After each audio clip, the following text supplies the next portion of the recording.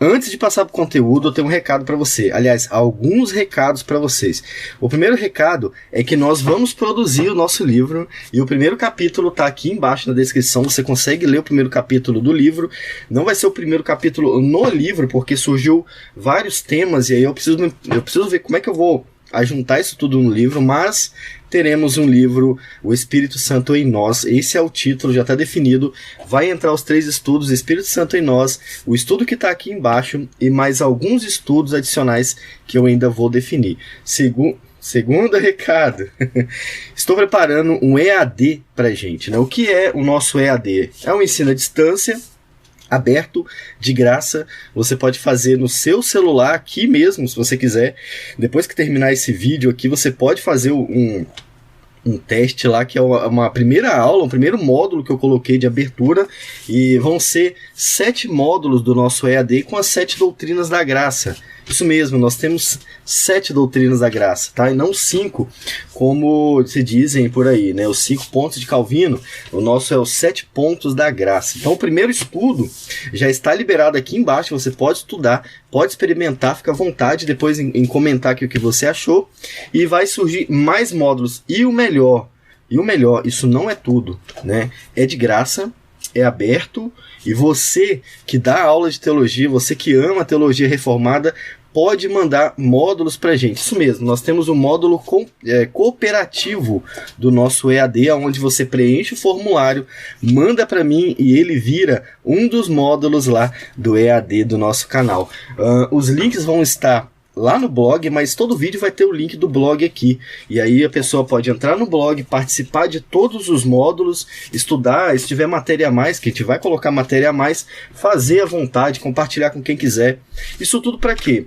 Para facilitar o ensino, pelo menos básico, da teologia reformada. Os 7 pontos da graça, depois eu quero colocar mais pontos, mais coisas para encher isso aí, e na verdade é infinito, né? O formulário do Google é infinito, e a gente pode fazer muita coisa para a glória de Deus usando esse formulário, beleza? Terceiro recado, grupo do Telegram, grupo do WhatsApp, canal no Telegram, tudo isso, link aqui embaixo. Agora sim, gastei 2 minutos do seu tempo, vamos lá pro tema de hoje, né? Sei lá qual que vai ser, bora pro vídeo.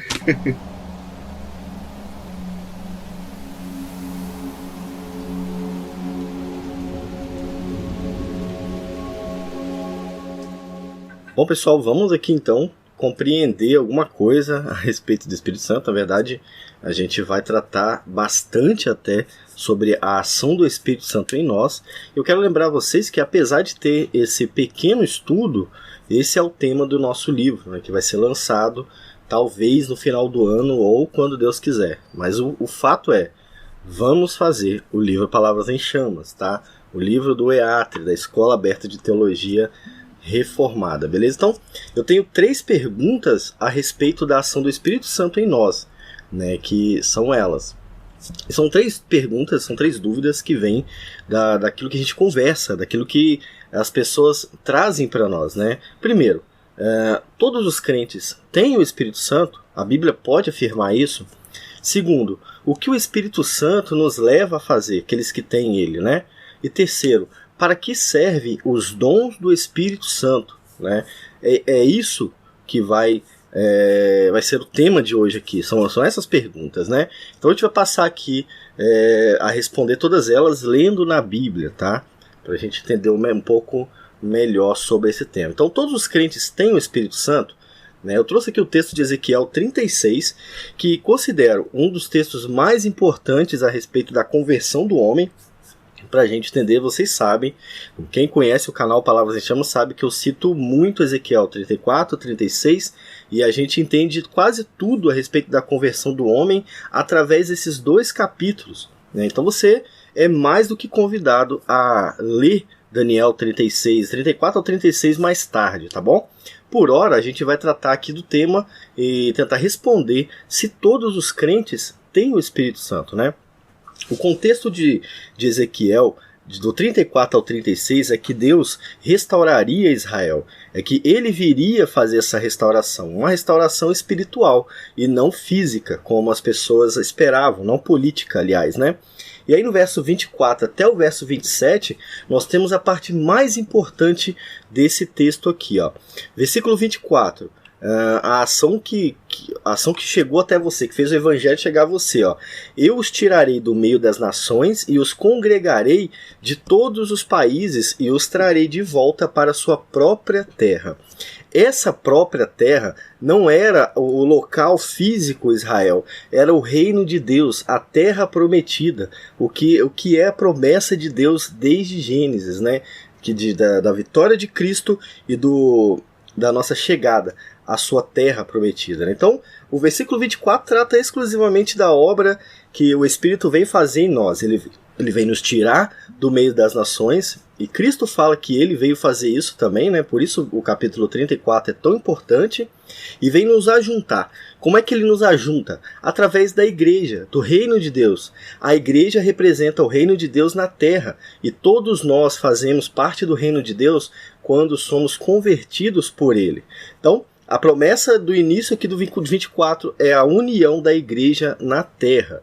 O versículo 25 trata da obra purificadora de Cristo por nós. Ele cumpriu o versículo 25, ó, então aspergirei água pura sobre vocês, e vocês ficarão purificados. Eu os purificarei de todas as suas impurezas e de todos os seus ídolos. Nós fomos perdoados em Cristo Jesus. Ele nos purificou. Ele se derramou por nós. Então, o versículo 26, 25 está tratando justamente do próprio Cristo derramado por nós. O Evangelho tem isso também hoje. O Evangelho nos purifica também, porque quando nós lemos o Evangelho, nós estamos lendo a palavra do próprio Cristo. É Deus falando com a gente. Então, isso também tem o poder de nos purificar. Deus agindo através do próprio texto bíblico, tá? Versículo 26. Começa a conversão agora, que é o detalhamento da conversão do homem, né? Eu lhes darei um coração novo e porei dentro de vocês um espírito novo. E tirarei de vocês, e não é e tirarei, tá, gente? É tirarei de vocês o coração de pedra e lhes darei um coração de carne. O povo, ele tinha esse coração de pedra e nós tínhamos também. Antes de Cristo nos chamar, através do Evangelho, o nosso coração era de pedra. Nós não conseguíamos ver as coisas de Deus. Não conseguíamos entender o Evangelho, muito menos obedecer aquilo que Deus tem para nós. Nosso coração estava duro como pedra. Cristo se derramou por nós e nos chama e faz com que o nosso coração, que era de pedra, se torne vivo de novo, né? E aí a gente consegue entender a mensagem, consegue viver essa mensagem, né? A outra promessa é de que vai nos dar um espírito novo. Nós seremos exatamente o que Paulo chama de um novo homem, né? O homem regenerado. É isso que está escrito no versículo 26. Ó. Ele vai dar ao seu povo um novo coração. Esse coração pode ser tanto a motivação de vida da pessoa convertida, como o centro dos seus desejos. Agora é novo, já não é a mesma coisa, ele não deseja as mesmas coisas. Esse é o homem convertido. Depois no versículo 27 ele completa: porei dentro de vocês o meu espírito e farei com que andem nos meus estatutos e guardem e observem os meus juízos. Outra ação do próprio Deus naqueles que ele chama, tira do meio das nações, né? Que derrama água pura sobre eles, que muda o coração deles e coloca dentro deles o Espírito Santo. Esse Espírito Santo faz com que eles consigam obedecer aos mandamentos e aos estatutos, e observe meus juízos, né? Lembra aqui do coração de pedra? Então, isso acontece com o batismo com o Espírito Santo, né? Esse batismo acontece no momento da conversão. Então, sim, todos os crentes, todos os convertidos, são os crentes verdadeiros, têm o Espírito Santo. E quem não tem o Espírito Santo, na verdade, não foi convertido pelo próprio Espírito Santo. Ele ainda não crê no Evangelho de verdade, ele não tem Deus dentro de si.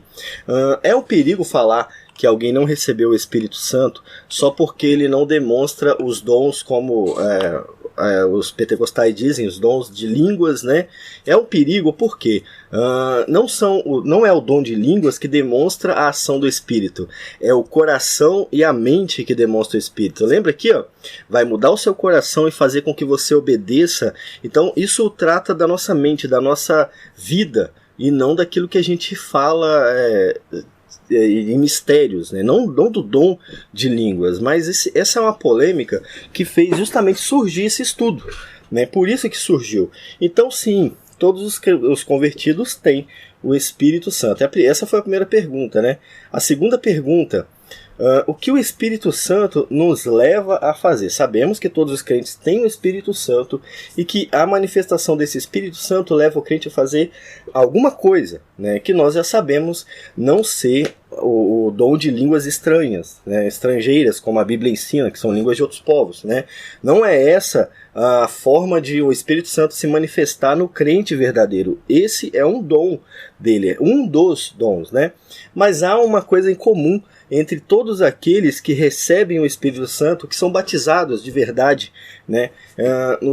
Em Ezequiel 36, 24 a 27, a gente já viu que vai falar que esse batismo, né, essa conversão, ele faz com que nós andemos nos estatutos de Deus. Então agora, o homem convertido que recebe o Espírito Santo, ele consegue obedecer a Cristo. E ele consegue ler a palavra de Deus, entender e obedecer. Uma coisa que o homem não regenerado nunca vai conseguir. Por quê? Primeiro, ele não consegue sentir interesse pela palavra. E segundo, ele não consegue entender o espírito que tem na palavra. A palavra tem um poder de transformar o homem que ele não pode entender. Por quê? O coração dele ainda é de pedra. Cristo ainda não trabalhou na vida dele. Um dia talvez vai, mas hoje ainda não.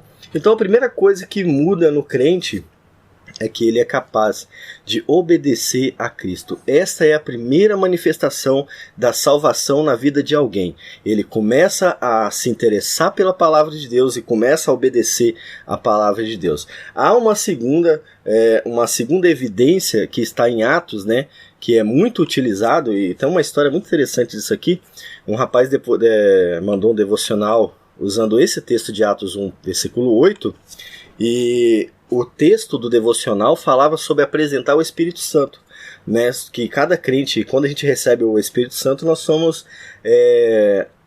nos tornamos aptos a falar do Espírito Santo. Mas não é isso que a Bíblia fala, né? E quando eu mostrei o que o texto está dizendo, ele ficou assustado. Ele falou: irmão, eles não ensinam isso pra gente. Eles ensinam que o batismo com o Espírito Santo capacita o crente a falar do Espírito Santo. Mas isso não é uma verdade, isso é uma mentira, né? Veja que Jesus está falando, ó: mas vocês receberão o poder ao descer sobre vocês o Espírito Santo. A promessa do envio do Espírito Santo. E com essa promessa, serão minhas testemunhas. Então, o que o Espírito Santo faz no crente? Faz com que ele tenha o desejo de testemunhar sobre Cristo. Não sobre o Espírito Santo, mas sobre Cristo, sobre a obra de Cristo na cruz. Esse é o Evangelho, a boa nova, que Cristo morreu para que todo aquele que nele crê não morra, tem a vida eterna. Então é por isso que o Espírito Santo desceu na igreja também. Não é o único motivo. Concordo. É um dos principais motivos. O primeiro motivo é que se o Espírito Santo não tivesse vindo, o povo não conseguiria se manter na palavra de Deus, porque nós somos pessoas que pecam o tempo todo. E o Espírito Santo é que nos ensina, né, a obedecer a palavra de Deus. Então há uma promessa aqui, ó, Ezequiel 36, como eu já disse, leio Ezequiel 36, e aqui em Atos 1, versículo 8, a promessa de que aqueles que recebem o Espírito Santo, eu quero lembrar vocês de novo, esses que recebem o Espírito Santo não são aqueles que participam do segundo batismo, são aqueles que são convertidos por Deus, como está escrito em Ezequiel 36. Né? No início de Ezequiel 36, Deus está dizendo que ele vai fazer isso por ele mesmo. Né? Ele vai fazer isso por nós. Ele não espera que vocês se convertam, é ele que converte vocês. E nessa conversão, ele faz com que vocês recebam o Espírito Santo.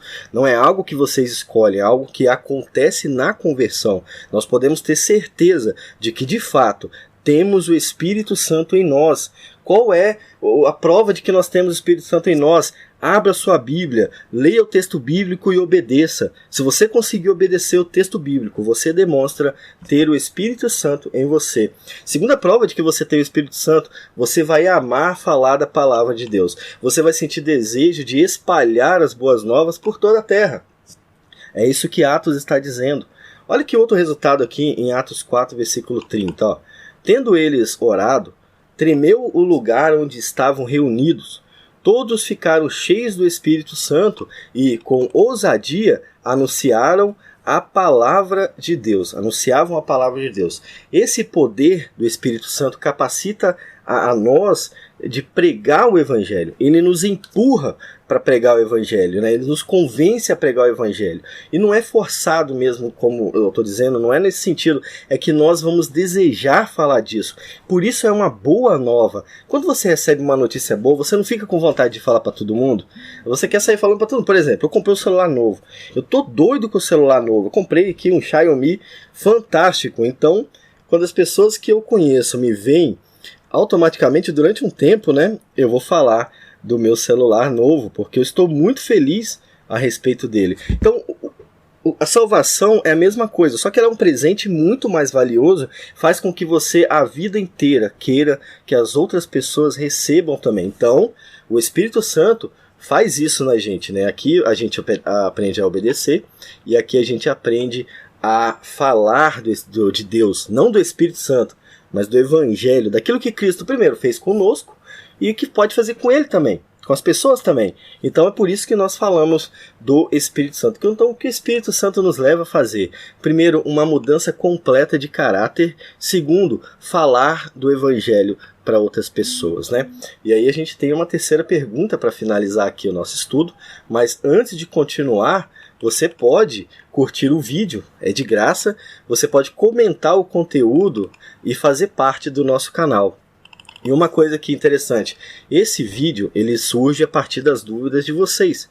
Então você pode e deve mandar perguntas para a gente aqui também, né? O link vai estar aqui embaixo na descrição e você pode mandar pelo meu e-mail. Você vai mandar um e-mail direto para mim com a sua dúvida e aí eu vou preparar aqui, dependendo da quantidade de pessoas, né, que vai mandar a mesma dúvida, eu vou preparar mais um vídeo sobre esse tema aqui. Eu sei que eu tenho que fazer um vídeo sobre oração, né?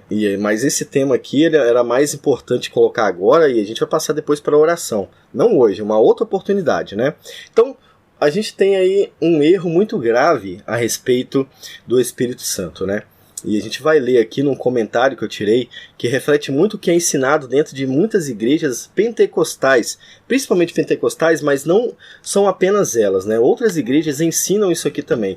Veja o comentário da Bíblia Cronológica, aplicação pessoal, que a CPAD produz e vende para todo mundo. Ó. A partir do texto de Atos 1, versículo 8, eles comentam o seguinte: a virtude ou poder que os crentes recebem do Espírito Santo inclui coragem, ousadia, confiança, discernimento, habilidade e autoridade. Os discípulos precisam de todos esses dons para cumprir a sua missão. Até aqui, perfeito.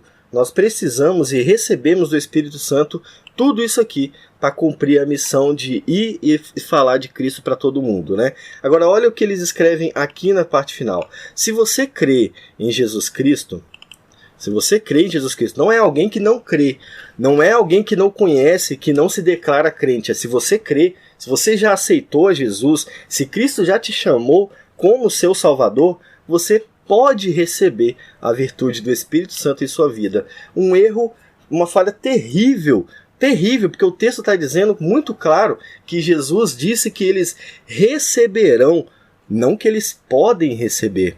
Poder receber é algo que depende de alguma coisa, né? Depende de alguma coisa. Mas o texto está dizendo que eles vão receber.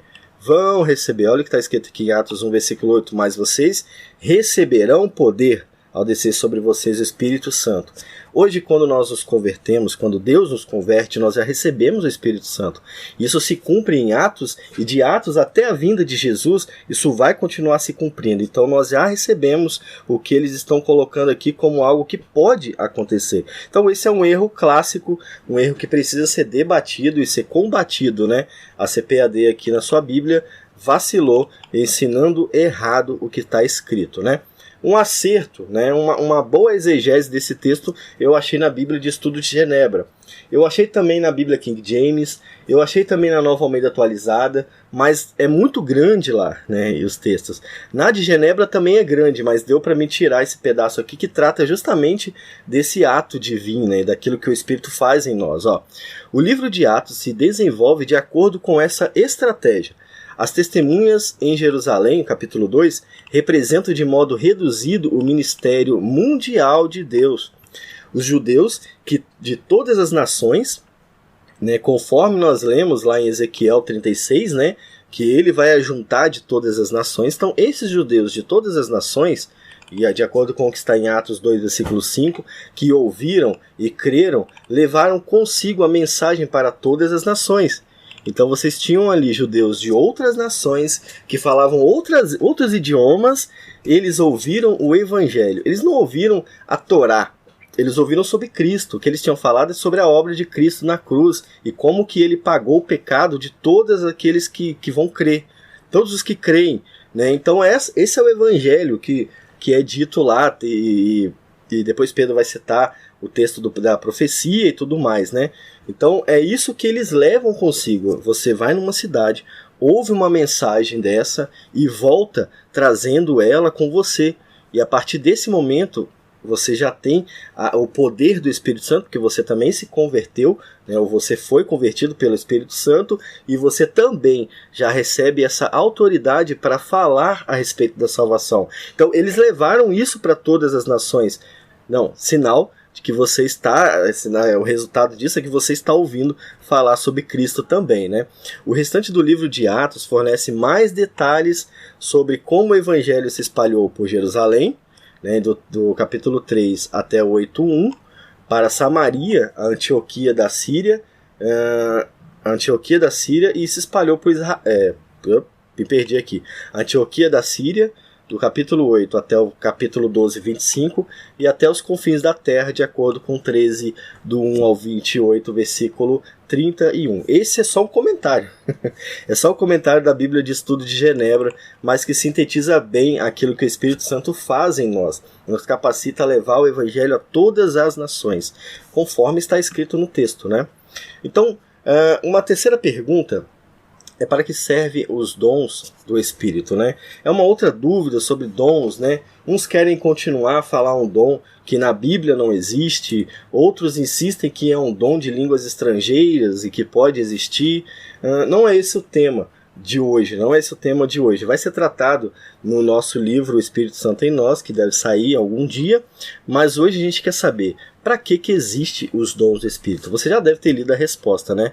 Então lá em 1 Coríntios 12, versículo 7, Paulo nos informa que a manifestação do Espírito é concedida a cada um de nós com um fim, visando um fim proveitoso. No capítulo 12, Paulo vai falar que não é só o dom de línguas estrangeiras naquela época, são vários dons. Então cada dom serve para um fim proveitoso para a igreja. Então não é que é um dom principal e os outros seguem, não. Todos os dons são importantes. Tanto o meu braço quanto a minha perna são importantes para um bem proveitoso, um fim proveitoso, que é eu me movimentar. Assim é o dom do Espírito. O Espírito Santo, ele concede seus dons para fim proveitosos. Não é para se autoedificar, não é para você parecer santo, parecer puro, parecer verdadeiro, não nada disso. Isso é coisa da sua cabeça. O Espírito Santo, ele tem um motivo de fazer as coisas. Ele é inteligente. Deus, ele é inteligente, né? E o motivo principal que a gente tem lá em 1 Coríntios capítulo 14, Paulo diz o seguinte no versículo 12, ó: assim também vocês, visto que desejam dons espirituais, eles desejavam dons espirituais, é bom desejar dons espirituais. Paulo manda a gente buscar os melhores dons. Ele fala lá que o dom da profecia é melhor do que o dom de línguas, que muita gente não entende hoje, né? O dom da profecia é o quê? Falar a verdade, aquilo que Deus manda você falar. A Bíblia contém a verdade e o profeta entrega a verdade ao povo. Então esse é o dom da profecia. E aí ele fala que, né, como eles desejam dons espirituais, procurem crescer para edificação da igreja, ou seja, os dons do Espírito servem para que o povo de Deus progrida e cresça e edifiquem a igreja de Cristo. Então é para isso que existe, não é para sua autoedificação, não é para você adivinhar o futuro de ninguém, nem a vida de ninguém. Isso não adianta, não é isso que a Bíblia fala. Os dons do Espírito servem para edificar a sua igreja, beleza? Então, acho que conseguimos tratar os 3 pontos aqui, né? E a gente tem aqui a nossa conclusão. Deixa eu ver o que tem depois. A conclusão. Então, conclusão. Todos os crentes têm o Espírito Santo? Sim. Isso acontece no ato da conversão, conforme a gente aprendeu em Ezequiel 36, versículo 24 ao 26. O que o Espírito Santo nos leva a fazer? Nos leva a proclamar o Evangelho, cumprir o ID além das mudanças que a sua ação promove em nós, como os frutos do Espírito. Em Gálatas, eu ia colocar aqui como por exemplo, né? Então os frutos do Espírito também são manifestações do Espírito Santo. É aquilo que o crente recebe do próprio Espírito, né? Frutos, né? Você está dando um fruto que é do Espírito, você está demonstrando ele em você, tá? Então dá uma lida em Gálatas 5 que você vai entender como demonstrar o Espírito Santo em você, né? Algo que não pode ser imitado, não pode ser fingido, né? Como diz o autor Gruden, né? Gruden, ele é continuista, ele vai falar que o dom de línguas ele não é manifestação do Espírito Santo, não. A manifestação verdadeira do Espírito Santo é a mudança de caráter promovida pelo Espírito Santo, né? Conforme a gente viu em Ezequiel 36, ele vai falar de Gálatas e vai falar de outros textos, né? Gruden ele trata assim, né? E é bem interessante e é verdadeiro isso mesmo, né? O que o Espírito Santo nos leva a fazer, proclamar o Evangelho, cumprir o ID, obedecer a palavra de Deus, promover mudanças no nosso caráter. É isso que Deus faz no momento da nossa salvação. E para que servem os dons do Espírito? Os dons servem para que a igreja seja edificada, ou seja, erguida, levantada. O Espírito Santo nos usa para alcançar os seus eleitos, para a organização da igreja e o crescimento dela aqui na terra. Isso é edificar a igreja, né? Veja que em momento algum ele fala que o dom do Espírito serve para se auto-edificar. Quando ele está tratando disso, ele está criticando, não está orientando a fazer, ele está criticando quem faz isso, né? E a gente chegou aqui então à nossa conclusão final a respeito do Espírito Santo, né? De forma bem rápida aqui pra gente, né? Antes de acabar, você pode curtir o vídeo, como eu disse, você pode comentar, deve comentar o nosso vídeo, você deve fazer parte do canal, pessoal. Se inscreva no canal, mande as suas perguntas pra gente, a gente pode crescer, né? E lá no canal do Telegram e no nosso grupo do WhatsApp, as pessoas estão aprendendo, elas estão conseguindo entender a palavra de Deus. Isso pode acontecer aqui no YouTube também, só que isso depende de vocês, né? Eu preciso saber quais são as dúvidas. Eu fiquei sabendo há pouco tempo que algumas pessoas leem o Salmo 23 para falar sobre prosperidade, então é outra coisa que eu posso falar aqui para vocês. Vocês têm dúvida quanto a isso? Tem mais coisas que vão aparecendo, mas tipo, se eu não tiver vocês me ajudando, fica difícil de trazer, beleza? Vou ficando por aqui, fiquem com Deus e até o próximo vídeo aqui no canal no YouTube.